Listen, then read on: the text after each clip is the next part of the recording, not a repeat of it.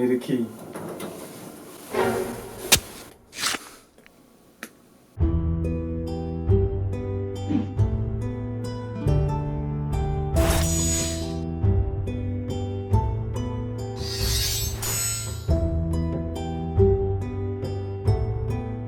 So, in case there is an armed intruder, you may want something better than a key.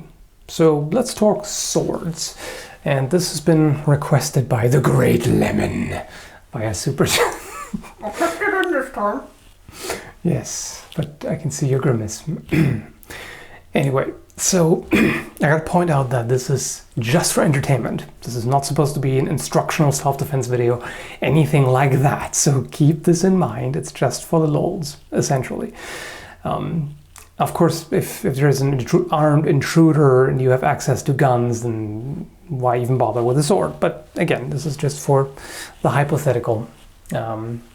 Something like this may seem like a really good choice, and arguably it would be, because, I mean, short Filipino blades like the Gununting and a lot of others are designed to be used in confined spaces in the jungle. So if you're dealing with confined space, like we are here, then that is definitely a lot more usable. There are plenty of other short blades, of course, as well. Gladius, Kukri, a bunch of other shorter one-handed swords.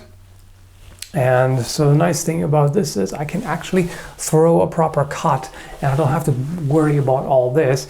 Also considering that Filipino martial arts are dealing with confined spaces anyway. There's a lot of grappling and such. So if somebody strikes with this flashlight, for example, I can parry or check that, grab, and then cut in any kind of way.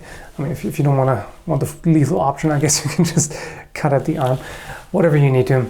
And this would work just fine if they just have something like a long flashlight or a club or anything like that, a baton, you know, things like that, then this would work reasonably well. You can either do a static block.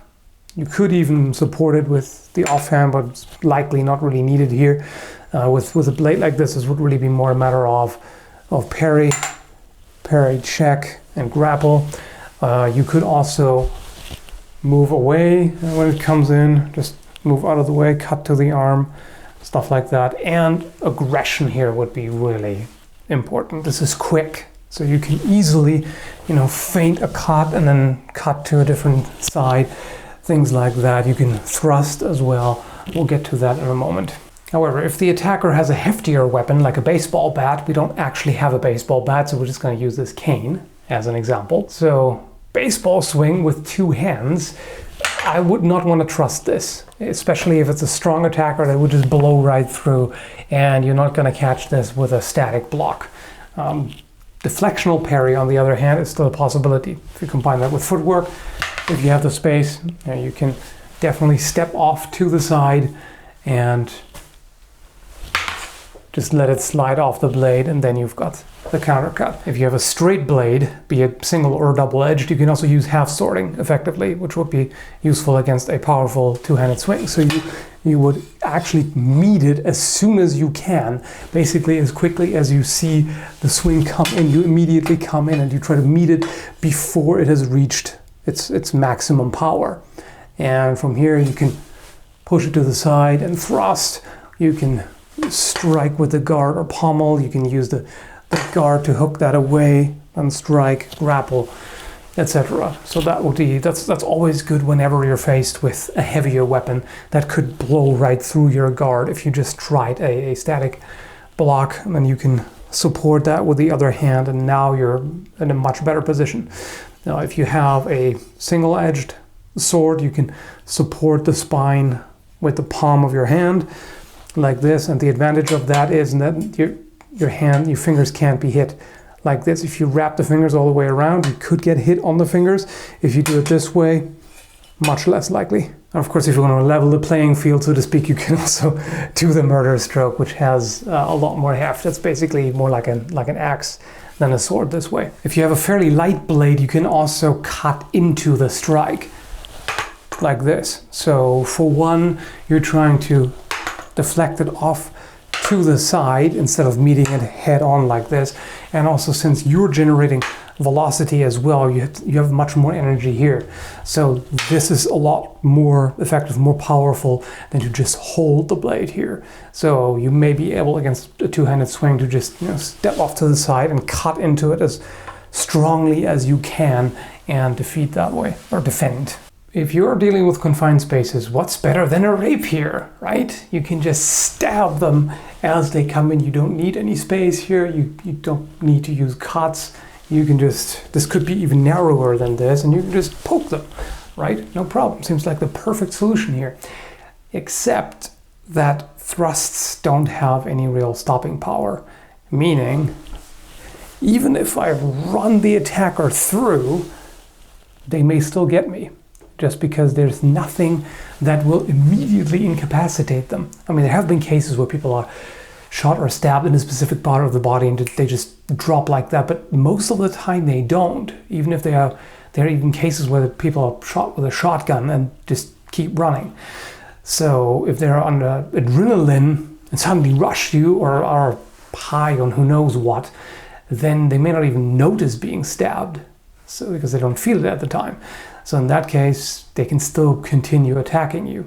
So you cannot rely on the thrust to keep somebody off you at all. So even if I jam this all the way up to the hilt, I still need to deal with this. And that can be a problem. I mean, I may be able to deflect this with a hand, but this is getting pretty risky.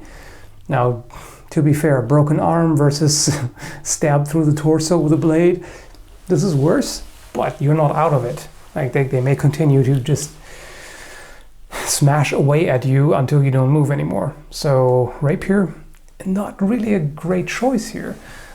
You could do half sorting, but you have a much narrower blade, much less weight in the blade, and it would be an emergency solution, but just not great.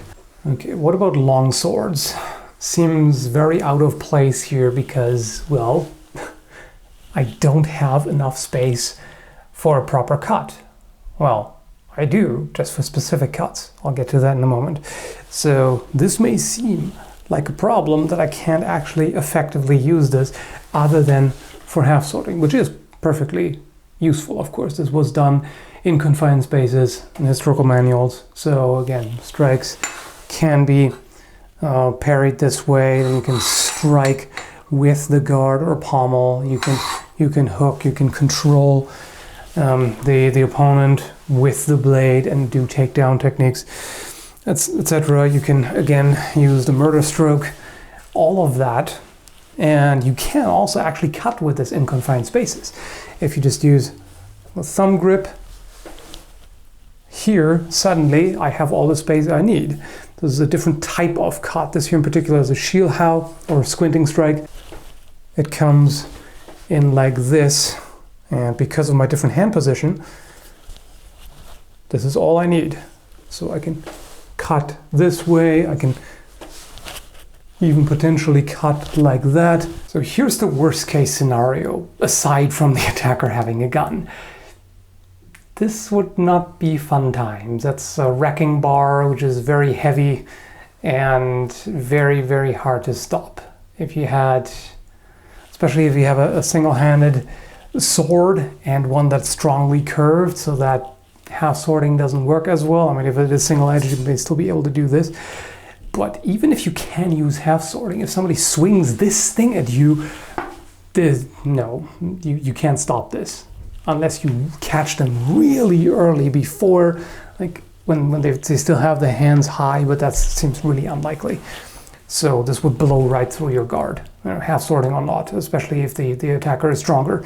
So in this case, you would have to play it defensively. Hopefully you have at least a little bit of space to move. So in that case, when the swing comes, you just step back. Since they're going to be slow on the backswing, you can then cut.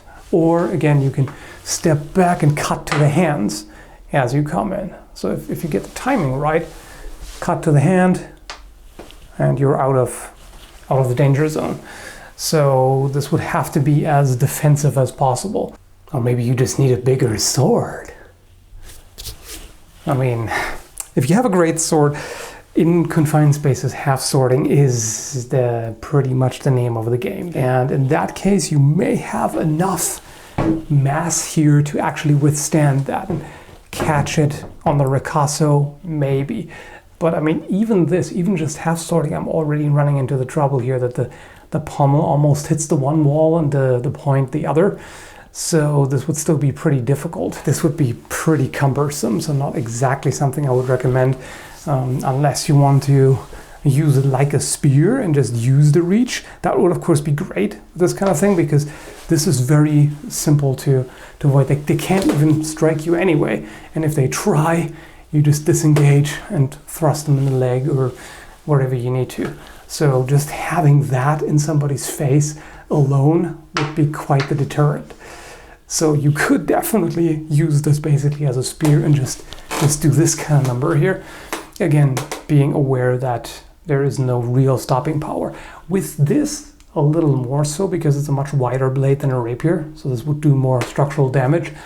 And if you nail somebody in the face with this, then yeah, they're probably gonna stop. So, could be useful. Anyway, that shall suffice for now. As I said, just for entertainment. I hope you found it amusing and all that. And I hope it pleased the great lemon. It cracks you up every time, doesn't it? So, yeah. Thanks for watching and have a good one, folks.